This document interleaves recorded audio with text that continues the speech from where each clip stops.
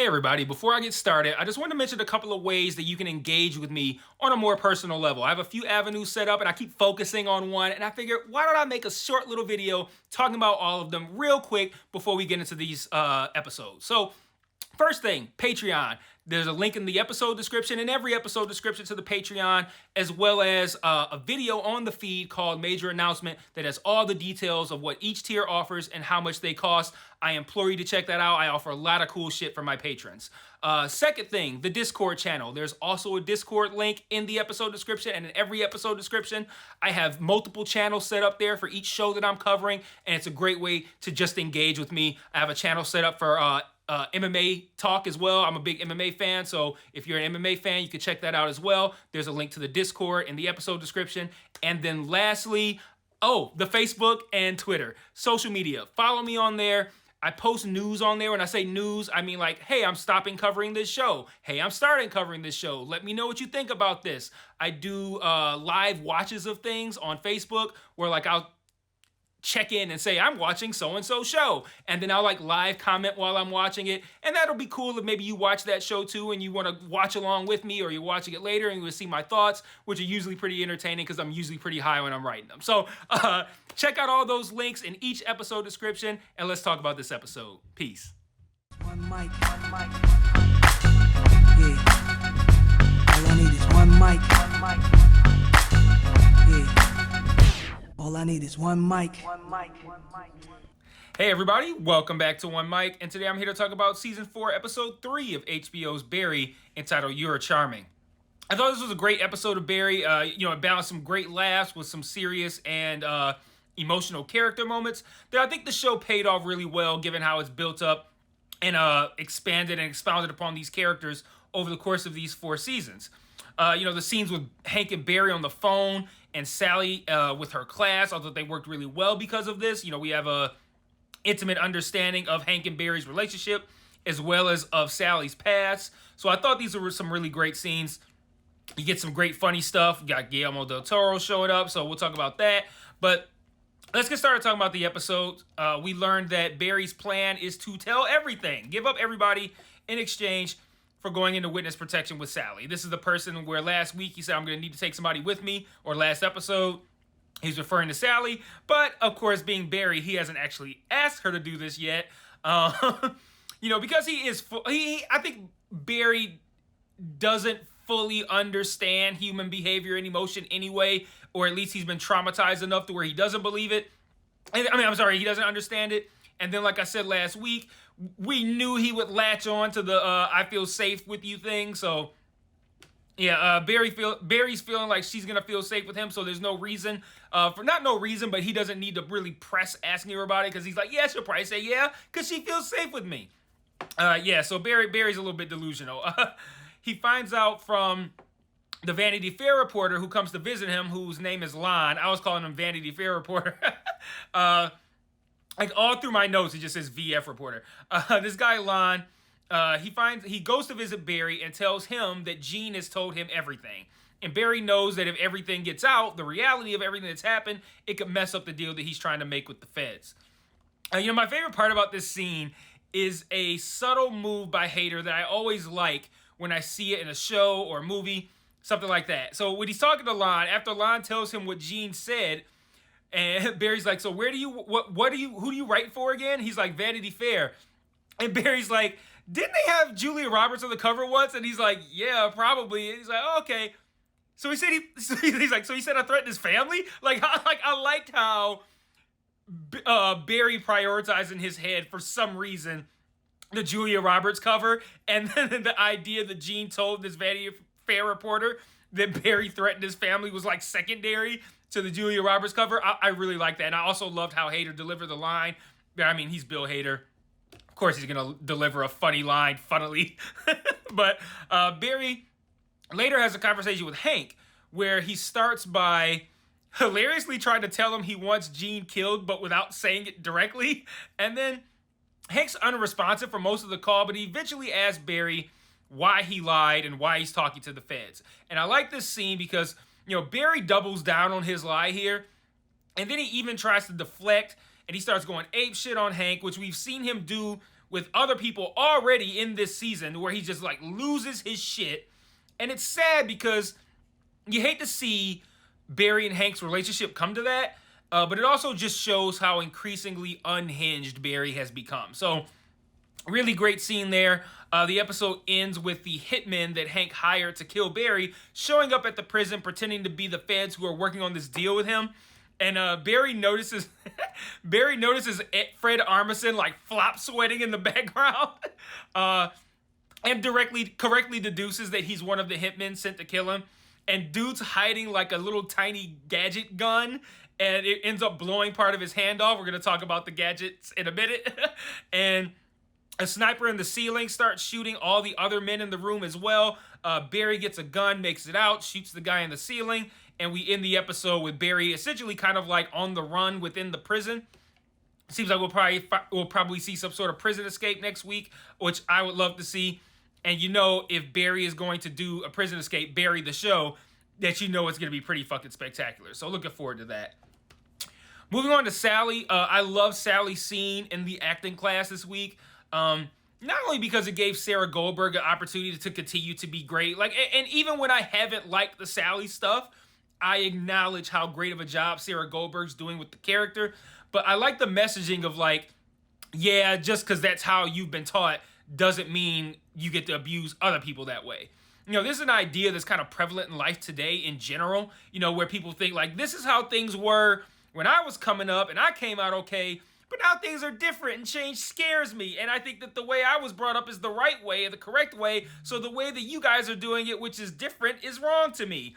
And people have a problem wrapping their heads around change. They always think that like, my way, the way that I was raised is the best way, and anything different than that is inferior. And this is what Sally is doing right here in this scene. Like, she's bringing her abuse. You know, they say hurt people hurt people. That's what she's doing here. She's bringing the abuse that she suffered upon her class. And it's interesting that Sally probably expected like a, wow, you're doing a great, like, wow, well, look at the performance you got out of this woman. And she's instead met with a ton of angry stares and probably a whole lot of pretty shitty tweets and videos. What's her name? The entitled C word that I can't say. I can't say that word. Entitled C word. I can't remember. Woman, girl, whatever. Part 2 video of that coming out online next episode. But I continue to be impressed with what they're doing with Sally. And I'm really curious to see where they're going to take her character from here. You know, there should be a lot of reflection on the abuse she's had to deal with and how that's caused her to deal with abuse. I'm sorry, how it's caused her to deal out abuse to other people. So I'm also looking forward to more conversations with her and Barry as well. I think they got a lot of issues to flesh out with their own personal shit and how that relates to how they've treated one another. So I'm looking forward to another conversation with them.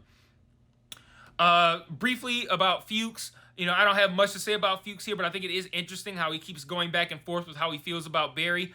Hank tells him that Barry's going to be dead by the end of the day, and he tries to stop this murder to no avail. But when faced with the reality that someone he likely looks at as a son will likely be killed, I like the fact that that leveled him out a little bit. He's like, okay, I'm gonna chill out on all this getting Barry killed shit. Let me try to shut it down. But for some reason, the fact that watching Rain Man is what triggered the change of heart, that really took me out, man. Even before he's watching it, he says, "That's us." Even before he said it, I'm sitting there like, I know he is not trying to connect himself and Barry to Dustin Hoffman and Tom Cruise character in Rain Man. And then he says, "That's us." And I'm like, wait, are you supposed to be Charlie and Barry is Raymond? Like the caregiver, kind of like the brother relationship there. The caregiver relationship, I kind of see it, but Barry is not Raymond. Either way, it's not meant to be looked at too deeply. It's just meant to be funny, and it was. Moving on to Gene. I didn't expect to even have a section about Gene, but there are two things I want to cite with Gene specifically this week.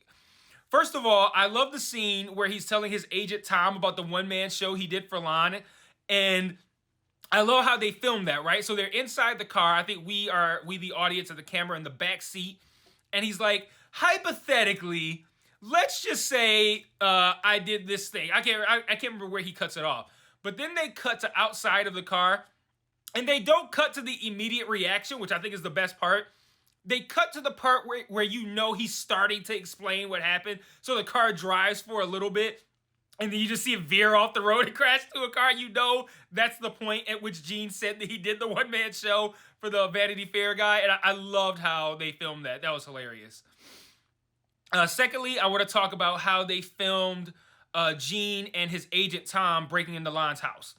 For starters, I want to say up front that I'm starting to feel like the kind of like the one-shot, I don't want to say gimmick because that makes it sound, that has some negative connotations, but the one shot with no cuts is starting to feel a little gimmicky to me, a little overused at this point. But if you're gonna use something that's being a little bit overused, bring something different to it. And I like what they did here because they did it a little bit differently.